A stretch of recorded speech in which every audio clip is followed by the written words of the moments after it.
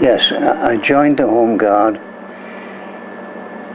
when I was working for Rediffusion in 1940, or when the Home Guard started, the first week.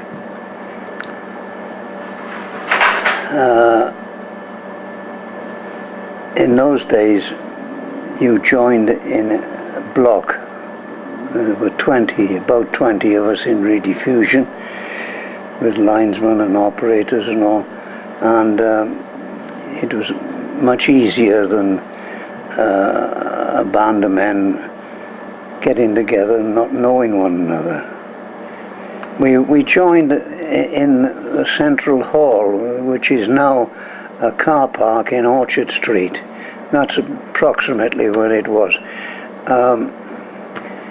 And the first night, there were about 20 of us from Rediffusion went along to join the Home Guard.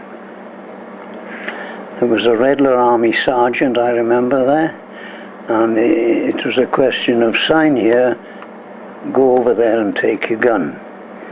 Well, this thing was covered in grease. It was a Canadian Ross rifle, and we also had 50 rounds of ammunition, 303 ammunition. And I took it home, quite proud of my gun and the ammunition, and my mother picked it up and threw it out in the coal house. I wasn't going to have a gun in the house. So, yeah, mother was mother, and that was it. But I must have spent about 2 days cleaning it to take it back then in order. Later on, we went to a range, which was in Henryvoyland Woods, just a little bit further on than Lady Edwards' house, and had quite a pleasant day there, which was quite an experience the first time to fire these things. We went on then, progressed in marching. Naturally, there wasn't much transport about, and we got taken on rifle ranges. We got taken in the evenings. There was, I think it was a Thursday we had, and then we got transferred to the Sketty group there. There was quite a lot to organise. And on weekends, on a Sunday, there were always exercises. We were taken down to the Mumbles Road and given instructions on the rocket guns that were installed there, not by the Home Guard, but by the artillery. Now, if anything happened, we could take over these things. We also went down and done a few nights on the battery at the Mumbles Pier, and the lighthouse. That gave the artillery, the regular army, time to rest. We were expected to go to work again the next day. In the summer of 1942, we had assembled to an exercise which entailed attacking the RAF at Swansea Airfield. The Black Watch, a number of men from the Black Watch were guarding the airfield at that time. They changed. In another couple of months it could have been the artillery, but this particular weekend it was the Black Watch. And the Gower Home Guard more or less got told off for leading them across the airfield with all the bogs around. They knew where they were going, but the Black Watch didn't. So they said it was unfair. And the RAF gave us a demonstration of dive bombing. We didn't think that was fair anyway. Some very humorous things happened. there was one particular man that had a bad limp, and he was put in the front one weekend, and everybody in the platoon, 30 odd men, they all had a limp. So he never came in the front again. But other weeks we'd get the defence of Dunvan Station.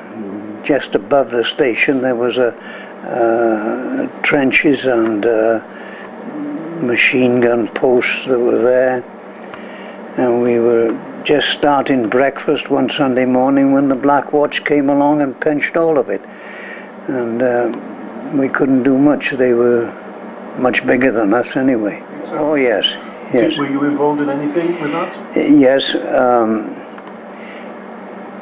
The Swansea got short of water during the Blitz, so they run, just tell you how invented some of these people are, they put steel pipes along the roads, and where they came to a junction they'd have wooden, well, what we call dumb policemen now, but to get over these pipes. They were about 4-inch diameter things. You could use these pipes for passing messages, like tapping out Morse code on them. From one point it was used from the bottom of Sketty Lane, where that house is in the lake there, right up through to St. Helens and that way, and you could have a code and tell what's happening. I also changed Home Guards because the Central Hall was bombed, so we went along to Christchurch, and I think it's Christchurch, it's near the prison. And we spent that there for a few months as the headquarters. We had to join, then we went on to St. Helens cricket field. We only used that, I think, because we could march on it. And the 3 nights Blitz, I was on a receiving station at Cockett and putting out radio programs. So I didn't see much of the Blitz. But the week after, the receiving station got bombed. Fortunately, they missed. It was a rediffusion hut, and it just had radios that you received whatever station you wanted, and you passed it down to the central control in St. Helens Road. Then it went out from there to 7,000 people in town, that they had a loudspeaker and a switch, A and B programs. And they paid, I don't know, shilling 1 and 3 threepence or something like that. Not, but radios were quite expensive if you could get them during the war. So rediffusion made quite a profit, I should think. It was piped around, more or less like cable is today, but it was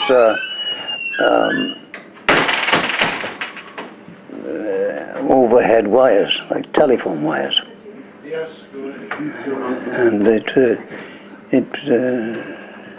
was quite a good means of communication, because messages could be sent.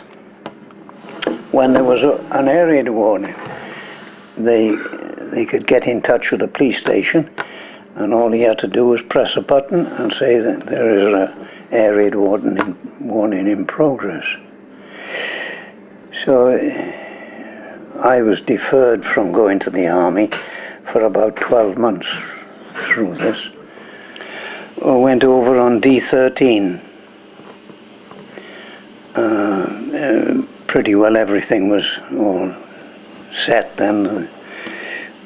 Didn't see Jerry for about a week, and went to the pictures the first afternoon because there was nothing else to do. I was in a frontline recovery unit with Remy. I finished up in Berlin after the war, and I'd done 2 years after the war in Germany. I didn't want to go to the army, but I wouldn't have missed it. It was a great experience. Met some wonderful people.